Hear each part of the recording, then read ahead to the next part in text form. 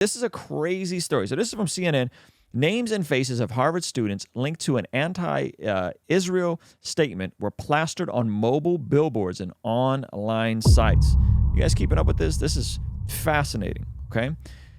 So I put up a tweet that I want to share with you guys real quick that I think kind of completely encapsulates this whole thing. Obviously, there's a difference between Hamas and Palestine. But you know what makes this worse for Palestinians? When Hamas murder 1,000+ civilians, and the response from much of the far left and the world is, I stand with Palestine. This is the problem. This is exactly what happened from folks at Harvard. And then their identities started getting put on mobile billboards and driven around the Harvard streets.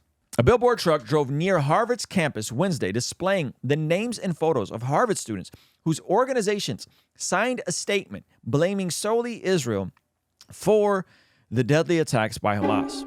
The doxing truck appeared days after the Harvard-Palestine Solidarity Group, a coalition of Harvard student groups, earlier this week released a statement that held the Israeli regime entirely responsible for all unfolding violence. Following the attacks by Hamas that have killed more than 1,200 Israelis and more than 25 American citizens, more than 1,400 in Gaza have also been killed since Israel started strikes on Gaza following the deadly Hamas attack. No, by the way, this number here, you guys got to remember, there's about 1,000 to 1,500 Hamas militants that came in. Okay, so when they're trying to, like, even the way this is framed, 1,200 Israelis, 1,400 in Gaza, I don't know what percentage of that is Hamas terror, but I would say it's a high percentage, right? So there's 1,400, like, it's almost framed as if they're moral equivalencies. They're not. They went in and they killed a lot of terrorists. I mean, it doesn't mean innocent people aren't going to get killed. They are, and it's super sad, and that shouldn't happen. Some students and their group have distanced themselves or withdrawn their endorsements from the statement amid an immense backlash inside and outside of Harvard. Yeah, you don't think?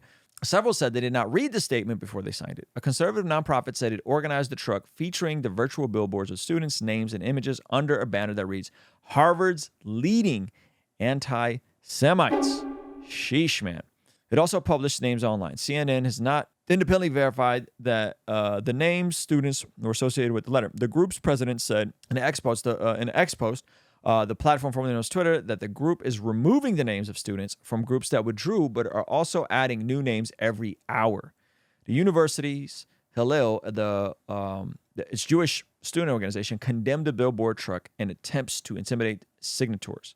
Harvard Hillel strongly condemns any attempts to threaten and intimidate co-signatories of the Palestinian Solidarity Committee statement, including the bus on campus displaying names and faces of students affiliated with the groups who have signed it, the organization said in a statement posted on its website.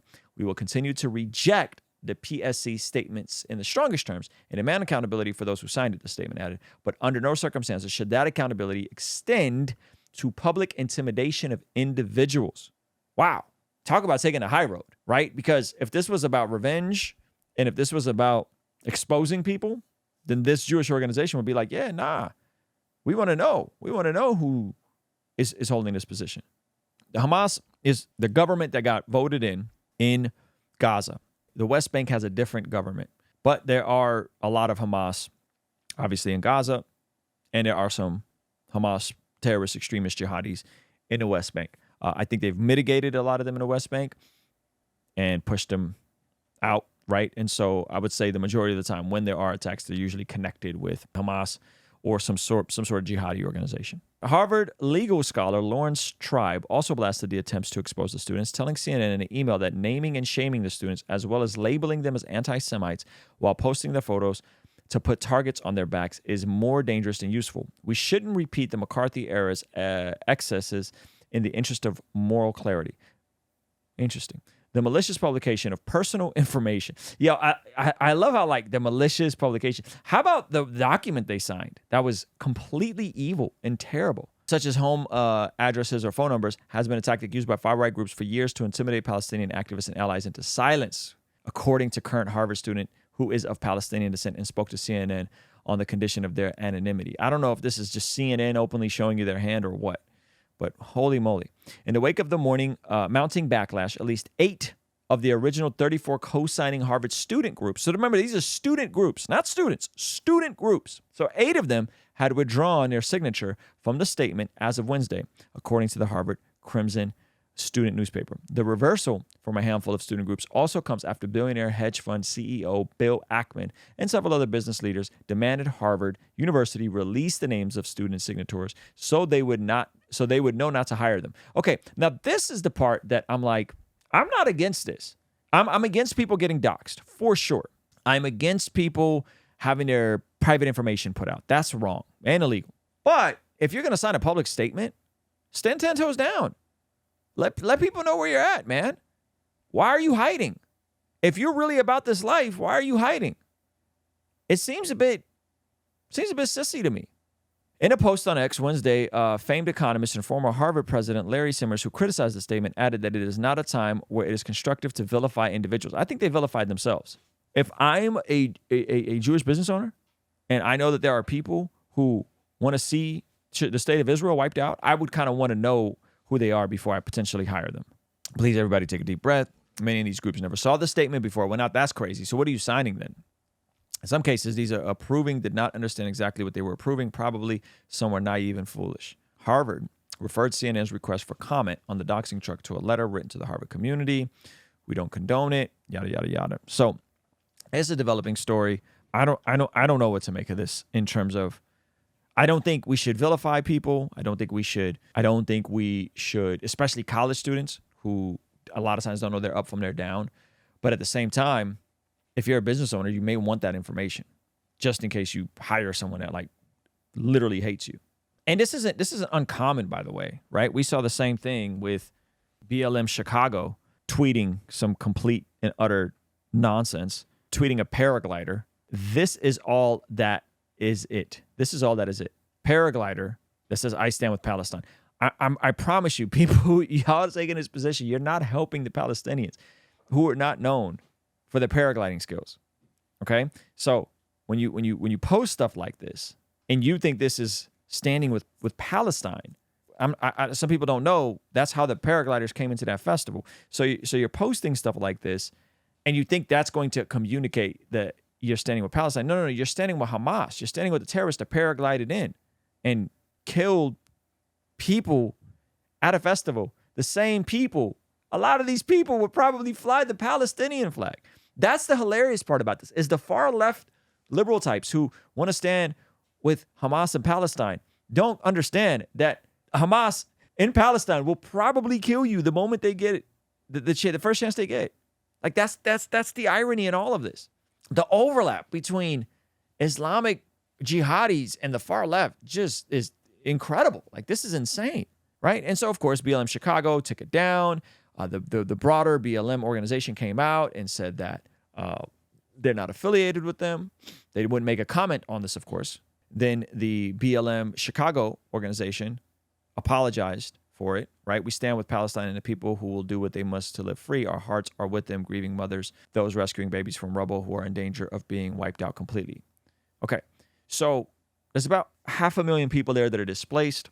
Israel has not went in on a land crusade yet, and hopefully those people, prayerfully, those Palestinians, there are American citizens there. Hopefully they can get out of Gaza. Hopefully Egypt opens up its borders. Hopefully some of the other Arab nations step in and start taking in some of these refugees and get these folks out of here. Get these folks out of there, right? Because they're going to go in and they're going to do what they're going to do, right? And I'm praying that there's wisdom and restraint on Israel's part, but at the same time, I get it. Like they want to wipe out Hamas, not Palestine. I haven't heard. I heard one person in up there in their government say something pretty crazy about wiping out everybody. But from my understanding, most folks are like, hey, we want Palestine out of there. And then there's other like crazy clips. I salute Hamas, a job well done. I heard the news, I smiled. To me, this is about Israel versus Hamas. That's their fight. What I just can't wrap my head around is Americans supporting a group of radical Islamist terrorists that would eliminate us in a heartbeat if given the opportunity. What am I missing? We should all give an applaud right now to Hamas for a job well done. This is a sickness of the highest order. Like this sort of stuff being said in public protests is pretty crazy. Which, by the way, France just banned all pro-Palestinian protests. France, one of the most liberal countries in the world, just banned all Palestinian protests because of nonsense like this.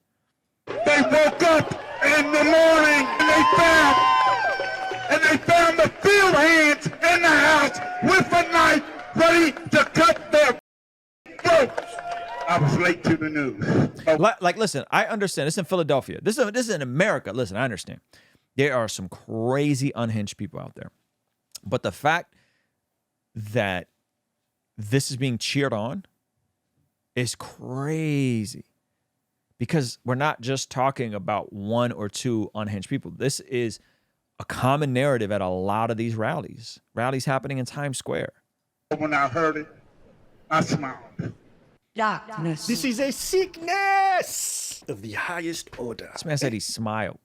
Maybe some of these folks who are Israelis exist, and they would say stuff like this about seeing rockets destroy residential buildings. Maybe they exist, but I don't think that they're going to get the same kind of cheers and celebrations in America the way this is getting. I don't want to hear that 250 innocent Israelis are dead. Again, I swear, I salute Hamas. A job well done. I want to paint it here in America this us that what happened yesterday was terrorism. What happened yesterday was freedom fighters fighting for freedom. And I want to make one point. Every person that died yesterday was not innocent. It's our job here in the West to wake people up. It's our job to show people who the real terrorists. It's our job to show and fight. This is a sickness of the highest order. This is literally a sickness. Like, this is literally a sickness. Like, I'm not exaggerating. This sickness. Now, what I'm not saying is that they're not extremist Israelis out there. There certainly are. And anyone that's keeping up with what's going on in Israel in terms of the infighting within their own community, these folks are fighting tooth and nail within their own community. And the situation on the ground is substantially more nuanced than what we're seeing in America and the West. Probably because we're completely detached from this stuff. We don't know what's going on there. Going back to my initial tweet, obviously there's a difference between Hamas and Palestine, but you know what makes this worse for Palestinians? When Hamas terrorists murder thousands of civilians, and the response from much of the far left and the Arab world, which, again, I don't know how those two intersect. I stand with Palestine. This is the problem I'm pointing to. And some people pointed back out. Someone said that, Palestinians in Gaza voted them in, right? Here's the issue with that. There's 2 million Palestinians in Gaza. Hamas had like a 60% somewhat approval rating, because I looked this up. Okay, so let's just think about that for a second. So if we just do the numbers, right? So someone pushed back. More than half of Palestinians in Gaza support Hamas. That's the problem. I said, yeah, that's what the numbers indicate. 57% express a somewhat positive opinion. So 57% of the Palestinians in Gaza, not in the West Bank. Remember, there's a different communities. Okay, so 57% express a somewhat positive opinion. That still means a big chunk don't. There's over 2 million people in Gaza.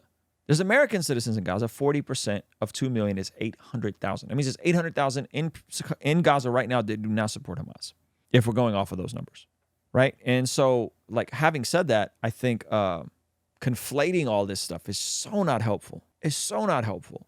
And it's dangerous, and it's going to cost people their lives. Yeah, and so it's like, and by the way, the people in the West Bank, they did not elect Gaza. The people in the West Bank are ran by the Fatah organization, who are not militants, who have been trying to work towards a two-state solution. So anyway, you can watch some of my videos about that. We've covered this a bit, and I'm working on having a Palestinian pastor on. But yeah, I'm sharing these things not to point out moral equivalencies, but just to hopefully give us some context of what's going on and how we can be praying. We see, according to the Bible, that prayer is extremely important in terms of us being transformed from the inside out when we get aligned with God's will. I want you guys to implement these spiritual disciplines in your day-to-day life. And the only way I've been able to do this consistently is through writing down my prayers in a prayer journal that does a few things. One, it allows me to reflect and come to God humbly and ask him to move on my behalf. And 2, it allows me to document my prayers, which ultimately help me remember the very things that I was praying for and see the hand of God tangibly in my life when he answers them. So I would urge you, consider writing down your prayers.